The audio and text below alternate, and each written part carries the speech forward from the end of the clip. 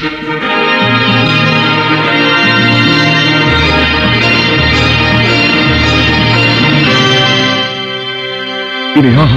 ng Dialect Phase, ang Philippine Center of the International Theater Institute at ng Earth Savers Movement sa pakikipagtulungan ng NBC, ang Manila Broadcasting Company ang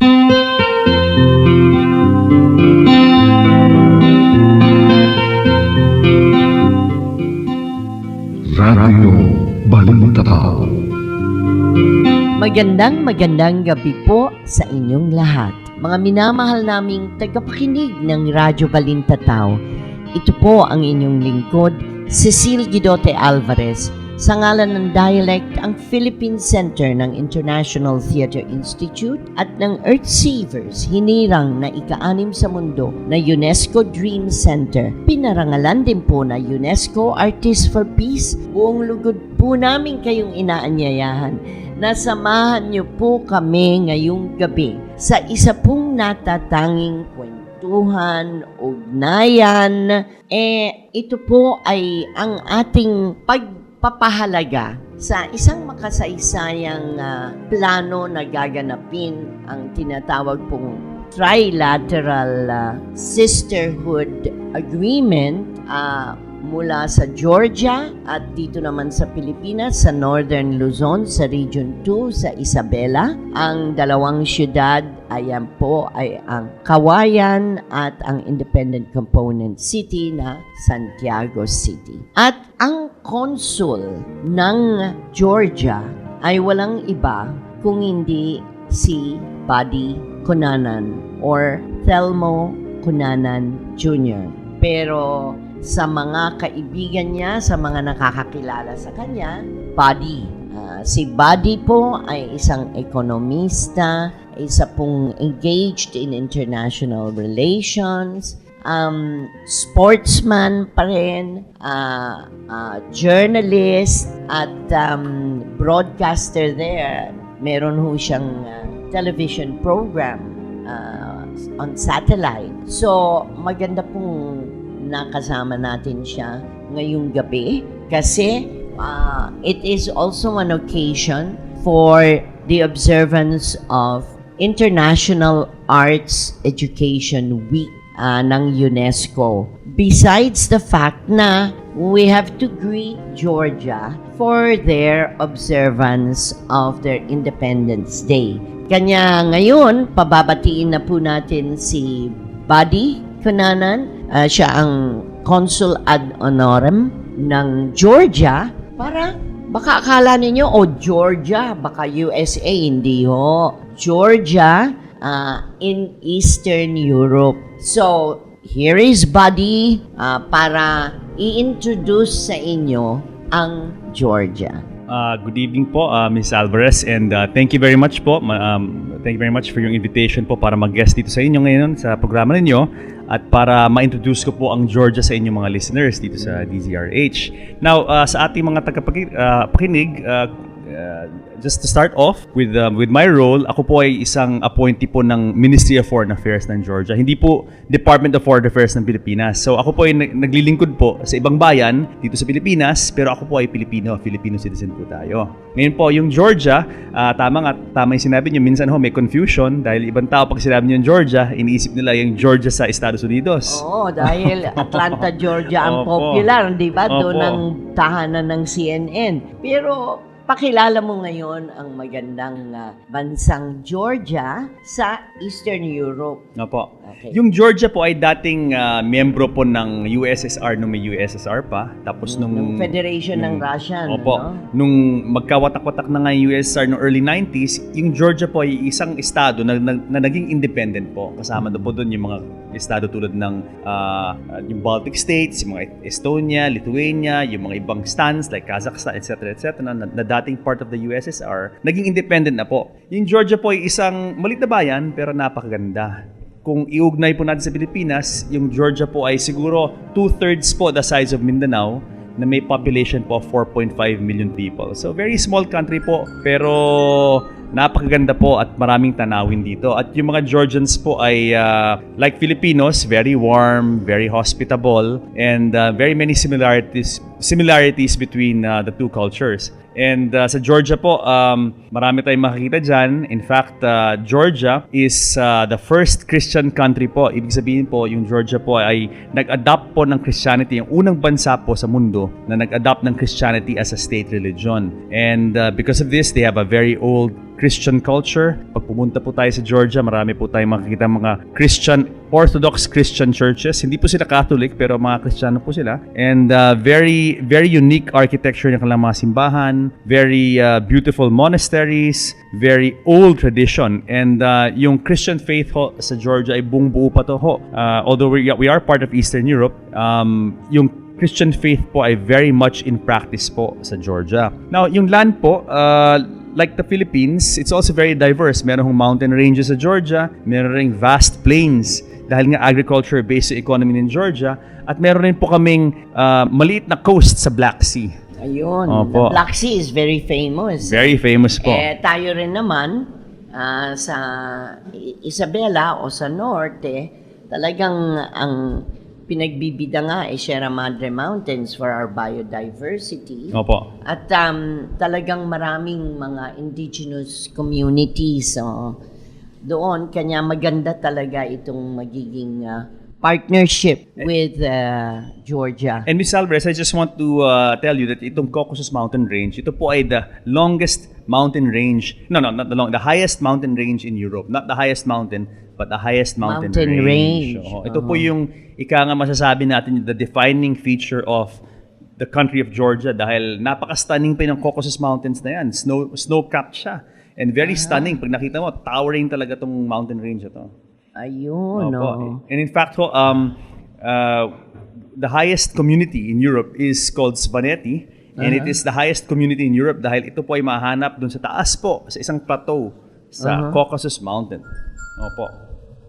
Parang kung ganun tayo rin sa mountain province, hindi ba? Kanya maganda merong comparison, di ba? Opo.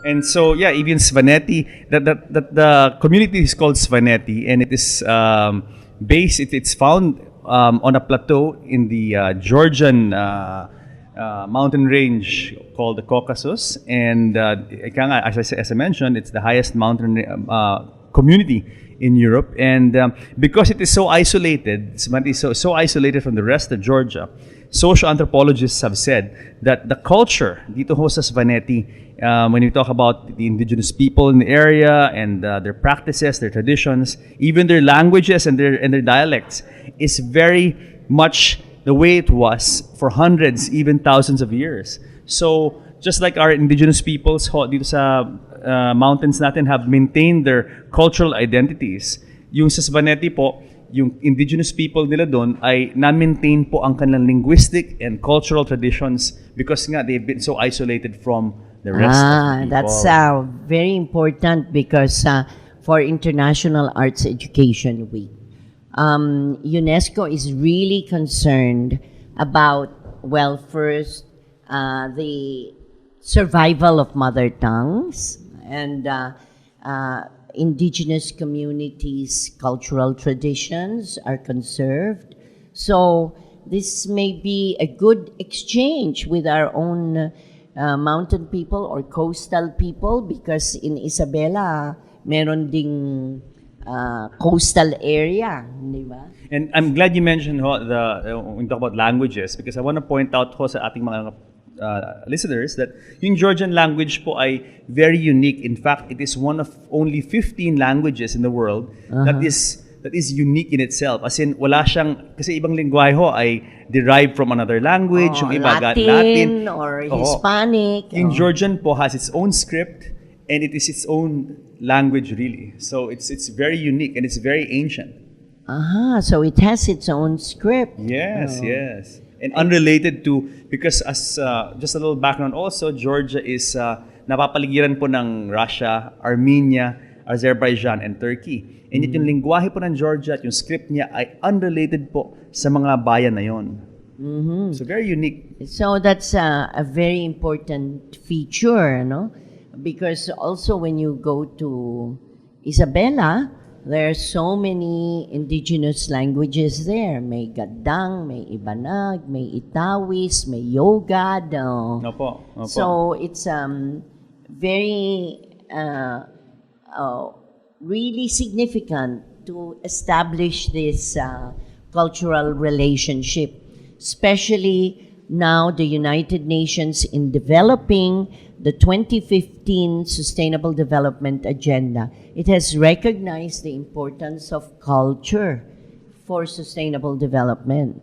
So I think baka pwede nating to give a taste of Georgian folkloric music ito, no? Yes, in fact, we were talking about Svanetti, that community in the plateau of the Caucasus Mountain Range, the highest community in Europe. This music ho is actually a traditional medieval song from that area. Yeah. So, pakinggan po ninyo, listen to this very unique taste of Georgian folk music. Salamat po. Oh,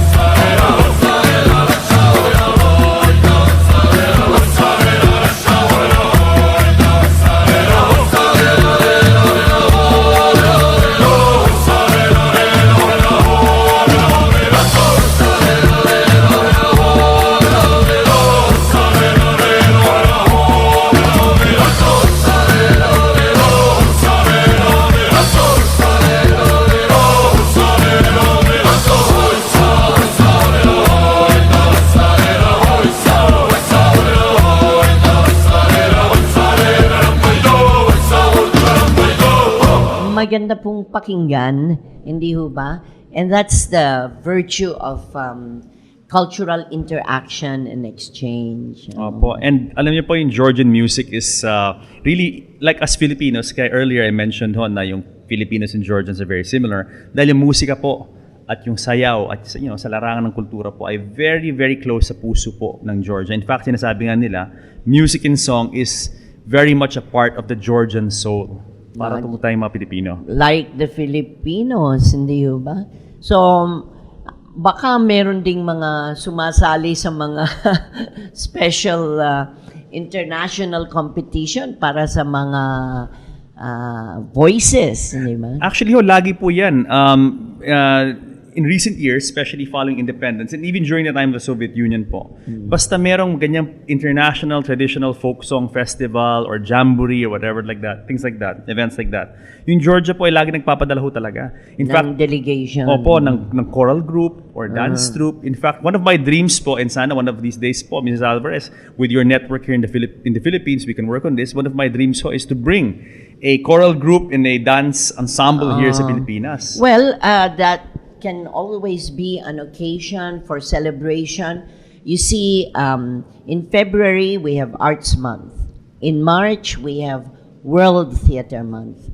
In April, we have Earth Month connected with World Dance Month.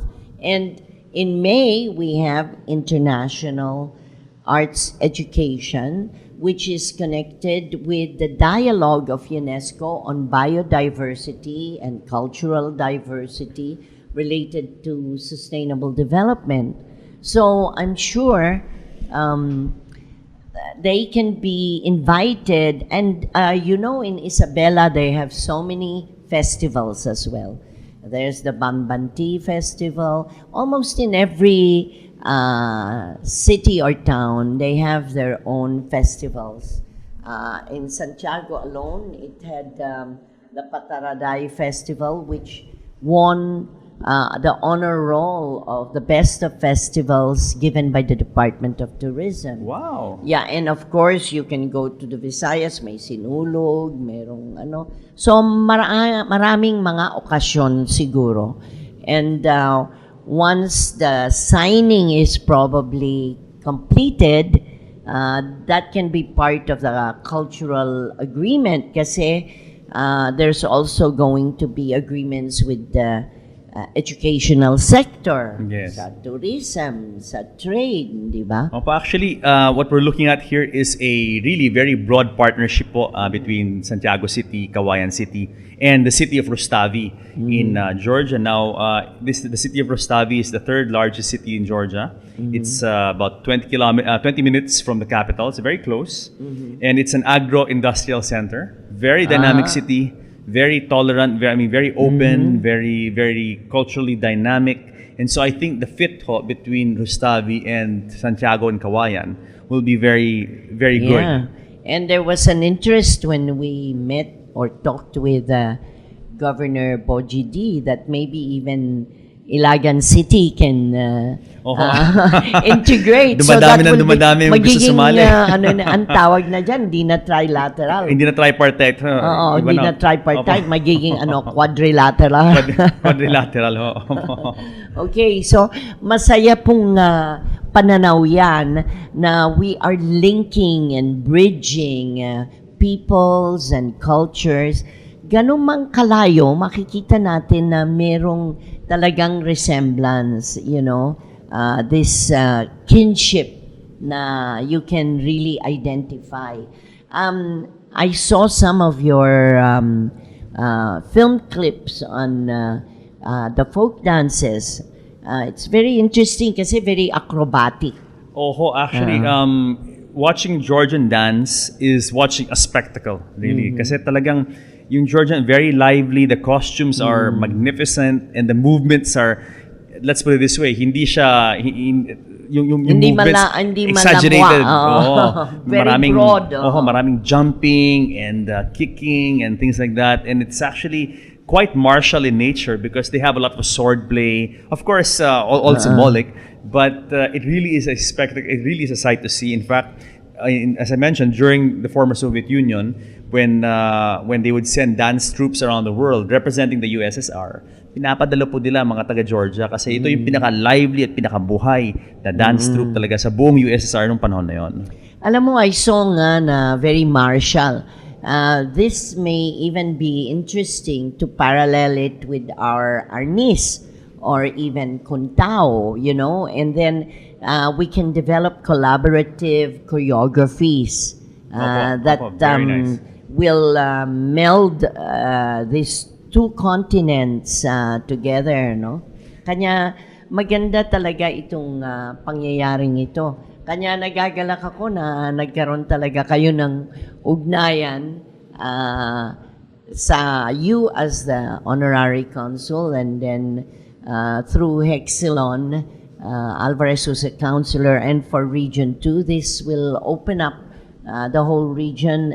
It can be a gateway now to Definitely. Eastern European connectivity. Opo, and alam niyo po, ako po yung nagagalak din dahil we just came from Isabela last weekend, and we met with the officials of the two cities, including the governor, Governor Boji D, and Vice Governor Tony Per Albano. And we also met Kawayan City Mayor Bernard D, and also officials of La Salette, University of La Salette, and Isabela State University. And I was so impressed and so buoyed up because lahat po sila ay talagang enthusiastic talaga ho sila. They really want to start this right away. And I want to say, from the side of the Georgians, I've also been in touch with the Georgian side, and they too are equally excited. Sabi nga nila, the sooner the better. Yeah. Well, because your Independence Day is May 26. It's forthcoming, Yes, no? ma'am. It's And about then, a week's time, and it's also very important. I mean, obviously, very important event and date for my adopted people, because May 26 actually marks our independence from the Russian Empire. Georgia's a small country, so for a long time we had to live under the aegis of our bigger neighbor to the north, and so May 26 is actually the day that we celebrate our independence from that big empire to the north. So, how old would you say this year your independence is? Well, our independence actually, if you go by the official date, this happened in the first quarter of the 20th century. So we're, as a nation, if you go by that date, it's less than 100 years old. But Georgia is such an ancient country. In fact, the first settlements in Georgia have been found to date 5,000-6,000 years. In fact, wine po, ating vino, na lahat tayo nag-enjoy po ng wine ngayon, marami pong hindi nakakalam na yung wine po ay was invented in Georgia. Kasi nga yung first wine presses po were found, and they're dated 5,000-6,000 years. In Georgia? In Georgia, yes, ma'am. And at the same time, as you had mentioned, it's also the first Christian country to adopt in East Christianity Europe. as a state religion. After So it the has death of Christ. adopted Christianity as a state religion. Yes. This happened in the 4th or 5th century AD. Formally, as in the rulers of the Georgian kingdom at that time declared Georgia to be a Christian state. So napaka maihahambing talaga natin, at saka makikita natin na ang tulay na umpisan nitong sisterhood can really flourish and bloom into something very dynamic, interactive, culture, education, trade, research, science. And Ms. Alvarez, even on the personal level, person-to-person level, I'm so excited about this because Georgians, as I mentioned earlier, are really, really like Filipinos. As in, very friendly, very open. Hospitable. Hospitable, super hospitable. As in, pag may foreigner na darating doon, i-invite kayo sa bahay nila para magsalo-salo, and you get to meet the families and Pinoy all that. Pinoy na Pinoy talaga. That's why I feel at home in Georgia. Ika nga, I call it my second home or adopted country. Di ngayon nahihikayat na rin ang mga iba na kung yung mga dumadalaw sa Europa, hindi lang Paris o London ang dadalawin o Switzerland, pwede na silang mag-detour din to a number of the Eastern European countries. Tabi-tabi yan, Very interesting traditions. I'm glad you mentioned tourism kasi it's something we're pushing po dito sa Pilipinas. Nagpa-promote kami ng Georgian culture. And maganda ho sa Georgia, unlike yung mga destino na sinabi niyo na inyong binanggit a few Very moments known ago. classical, Alam mo, yan talaga, dinadayo talaga ng mga tao yan. Programs. Pero in Georgia, off the beaten track pa ho, pag pumunta kayo doon, talagang makikita nyo, old world siya. Hindi pa ho marred by commercialism and over construction. And it really is a beautiful country with so much to see and very cheap. Like, a lot of people I know go skiing, and sa Switzerland ho, yung masasabi niyo Switzerland, lahat yan, napakamahal ho mag-skiing dyan. Sa Georgia ho, baka 1/5 the Mas price mura. lang. At yung pagkain po, mag-i-enjoy talaga yung mga tao sa Georgia, mga Pilipino, dahil yung mga pagkain nila doon ay, I would say, without being biased, one of the most delicious food, cuisine in the world is Georgian cuisine. Bakit? San hango ito? Kasi tayo, alam natin, may Spanish flavor, meron tayong Chinese Opo. roots, hindi ba? Opo. So, anong identity nitong Alam niyo- Georgian cuisine? Opo. Alam niyo po, marami po nagtatanong sa akin kasi pag naisip nila yung Georgia as a country, inisip nila, well, rightly so, tabi siya na Russia. So a lot of people ask me, is it like Russian cuisine? I say, and you know, with all due respect to my Russian colleagues, Russian cuisine is a bit, not so much on the exciting side, let's put it that way. In Georgia kasi ho, mixture ho siya ng Turkish, ng Persian, ng European. So it's a fusion. And so you have all those wonderful flavors and spices coming together in their cuisine. Ayun. Oo. So, may exoticism. Absolutely, yes ma'am. Parang, pag sinabi rin nilang Asian flavors, hindi ba? Yun ang pumapasok talaga sa kaisipan ng mga tao, yung fusion, Opo. di ba? Opo. Yung integration of various influences and then their own innovations. Ayun. Yes ma'am. So, baka yung mga chefs gusto ring dumalaw sa Georgia at tignan kung ano ang mapupulot Opo. sa Georgian cuisine. Opo, my only regret po sa Pilipinas ay walang Georgian restaurant dito. Kung gusto Wala niyo kumain pa. ng Georgian restaurant, kailangan pumunta kayo sa bahay ko. Ako po yung magluluto. Marunong ka nang magluto. Naku, pag mo sinabi yan, baka dumugin ang bahay mo. Konti-konti lang ho, pero I'd like to say that I cook well, but it's still different in Georgia dahil doon talaga nasa kanilang lahat ng ingredients at yung expertise talaga nandun. Hopefully, my next trip to Georgia, I'll be able to learn more from them and hopefully cook more for my Filipino friends here. So, yung mga artists na dadalaw dahil ang next Congress ng International Theater Institute will be in Armenia. It's a neighbor Yes, ma'am. of Georgia. Opo. So, pwede kayong mag-extend and drop by Yes, Georgia. no, definitely, because we share a common border, and Georgia's relations with Armenia are very good. Good. In fact, I would like also to greet my fellow consul ng Armenia dito, si Jun Periquet, I who ably represents Armenia here in the Philippines. And in fact, I'm leaving for Georgia very soon, and I will be soon visiting his country, Armenia, which I heard is very beautiful. It's possible to go overland. It takes about 4 or 5 hours From from Georgia. Tbilisi to Oo, Yerevan. dahil dito sa Manila, pupunta ka sa Isabela because of the new SETEX and Opo. Lex and all that. Yung dating 10 to 12 hours and pwede na ngayon ng 5 or 6. 5, 6. Oo. Opo. Kung you're driving, Siyempre, if you still take the bus, medyo may delays. Oo. Yan po yung maganda sa Georgia at sa Armenia. Wala pa pong traffic sa mga lugar na to. Dahil kukonti lang po yung mga tao pa at kukonti rin yung mga auto. Ayun. So what would you say would be the main industry? Well, sabi mo nga, it's agricultural, Yes, primarily agriculture-based. And as I mentioned, Georgia also makes wine, a lot of wine. And tourism is actually fast coming up to be one of the major revenue earners. Kasi people have started to discover Georgia. In fact, last year, I think in one of the travel websites, Georgia was rated among the top 5, as in unknown 5? destinations in the world because of the cost, the value for money you get when you go to Georgia, as well as the number of things to see and do. Very diverse land, absolutely. At saka meron kayong World Heritage Sites. Plenty ho. A lot of our monasteries and Orthodox Christian churches, they range from about 800 to 1200 years old. And so a lot of these are actually recognized UNESCO World Heritage Sites.